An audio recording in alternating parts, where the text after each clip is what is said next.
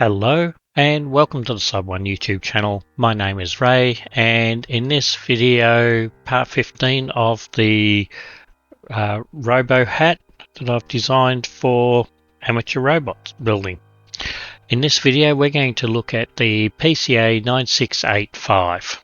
So on the robo hat board, the big chip that we have right in the middle here, and let me see if I can get a closer look. So this big chip here, if the camera will focus, is the PCA9685. That chip is originally designed to be an LED driver, but one of the bright sparks over at Adafruit realized that if you take the PWM signal it was generating to drive LEDs and control the pulse width on it, you could drive a servo. And so we have a 16-channel servo driver that is controlled via the I2C bus. Okay, so from that we pass the signals from the chip up through this header to this board. We pass it through the INA 219s, his pairs of signals, and onto the pins for our servos.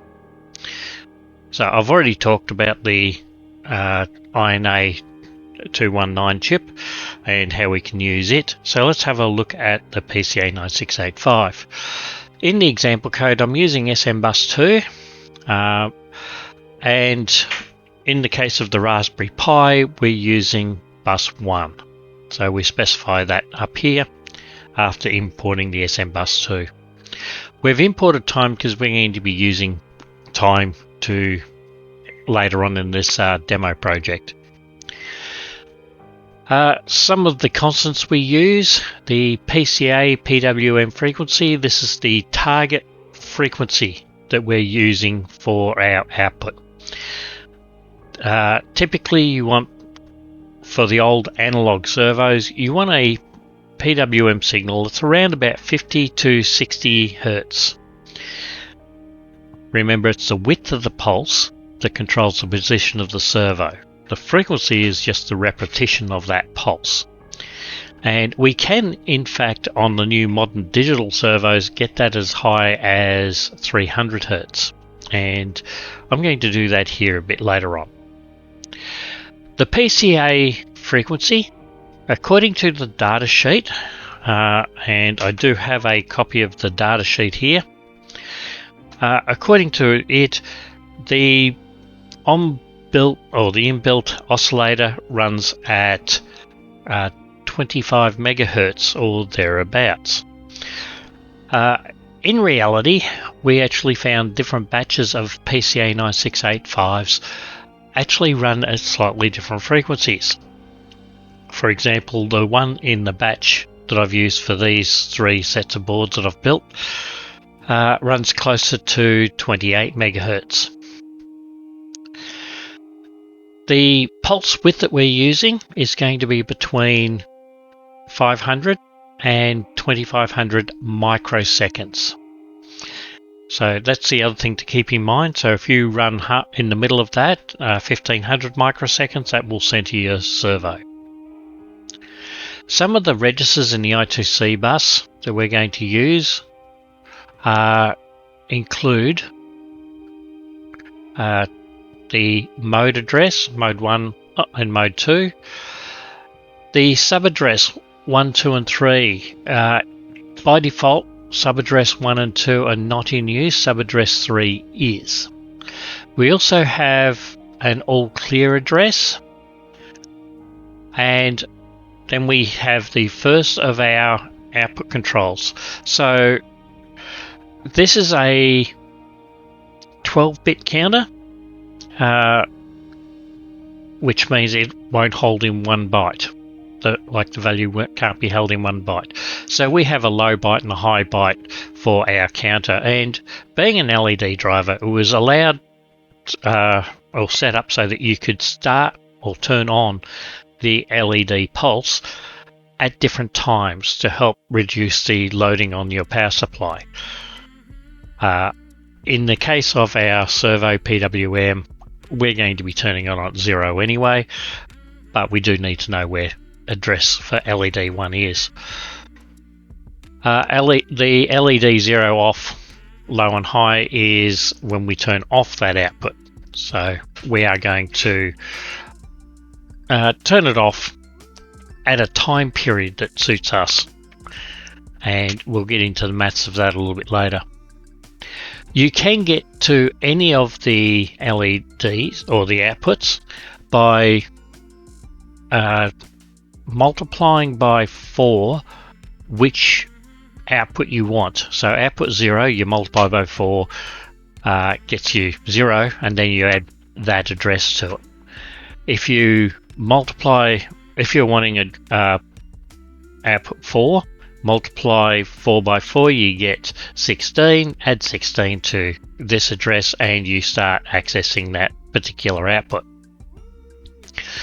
There is a dedicated set of outputs, and you can program all of the outputs at the same time with just the one set of commands.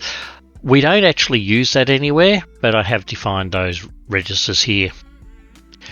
Prescale is the calculated counter. So we have that 25 megahertz signal or clock, and we run that through a prescale to get down to our output frequency. Now, the output frequency is formulated based on the number of counts, which is 4096. So we take 25 megahertz, divide it by 4096, and then we divide that by the frequency we want, and that's our prescale. And test mode we'll probably not touch at all. Mode 1, register bits. So we've got various registers we need to be aware of, including restart and configuration for external clock, which we won't be using. Auto increment, not artificial intelligence, is AI. We have a sleep mode. Before we can change our prescale, we need to put the chip to sleep. Then we can change our prescale and then wake it back up. Sub 1, sub 2 and sub 3 are the 3 secondary addresses we can access this chip on. Sub 3 by default is 0x70 for all chips. You can change that, and by default it is turned on. This is just the ability to turn those on. All call basically calls all of the bits. Invert changes the output. So in mode 2 register, we can actually control the way we drive our output. So we can drive it as a going high or going low, and we can do that based on are we going to be trying to work out the best way to describe this. Will the output change on whether or not when we write the data to it? So we can actually write a fairly large packet encompassing, say, all of the 16 channels. We won't be doing that in this example, but we can configure it so that when all have been updated and you send the finished command through the I2C bus, then it applies, or it can be applied after each packet has been sent.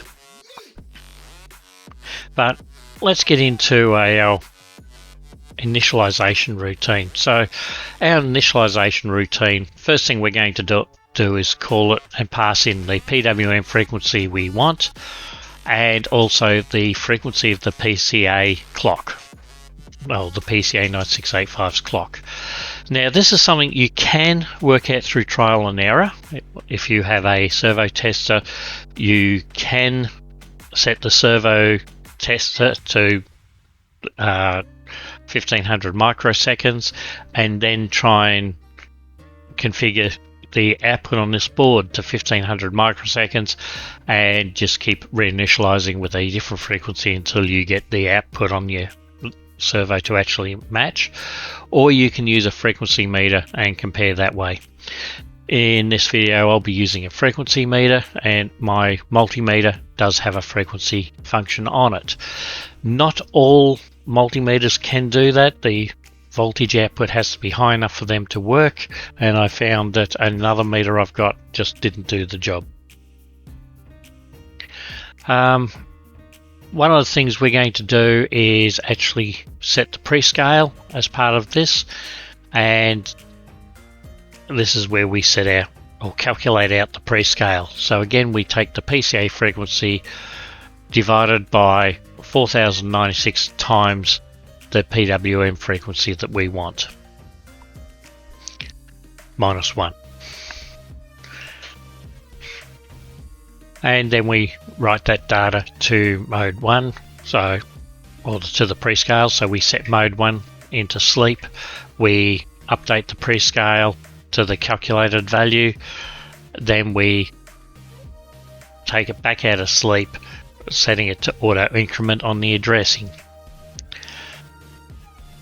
Pretty straightforward, and we'll go through, and this is the only time we'll use the all LED feature, and we will set everything to off. Make sure everything is set the way it's supposed to be. To set an output, we'll call this function, which is set output microseconds, and by default, if you don't pass any parameters, it will set it to 1500 microseconds, which is the middle of the range. I could have actually done this one as a calculation based off the max and the min, but this was easier to write at the time. And we work out what one division is going to be. We calculate out our register LED on L1 plus 4 times the channel number that we're passing in. Offset int microseconds 1 division, so we're actually rounding this to an integer, and then we send it out. So down here we're setting 00 for the first 2 registers, which is our on registers, and then we split the off register down to the 8-bit versions and send that out. Alright, so now we get into the main section of the program. So in this case we initialize the PCA9685. Now I did work out through maths that my PCA9685s are running at 28.2 megahertz, and because all the servos I've got here are all digital servos, I'm going to set them to run at 300 hertz. It increases the resolution, or the number of positions you can actually set the servo to by going to the higher frequency.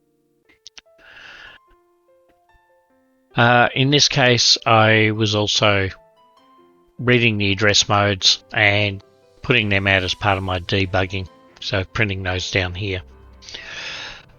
While true, we're going to set the output to 1500 microseconds for channel 0.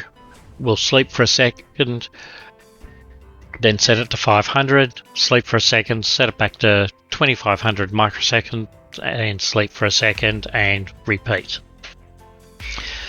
So let's just run that and see what we get. So over here we have our servo and its arm, you can see swinging around, which is pretty cool. So let's turn on our multimeter. I've set that to hertz, and it's not a very good spot with the light.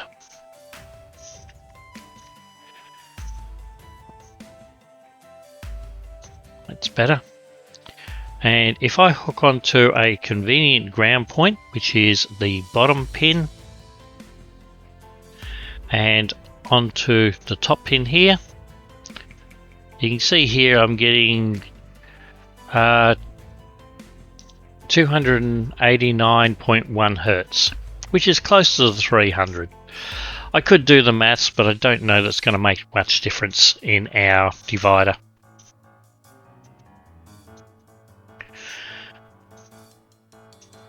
and I set that, yeah, there. Alright, so that'll do for this video. If you like these videos, don't forget to click on like, subscribe, ring that notification bell. It's a form of help that supports the channel a great deal and costs you absolutely nothing. If you'd like to help the channel further, I do have a Patreon account, and you can join my patrons VIP Go Lucky and Copernicus, my All Access patron Jeff Jerd, and my Builder patrons Al Morales 45, Andrew Cardone, Airgar69, Stefan Paps, and James Kelly in helping to support the channel.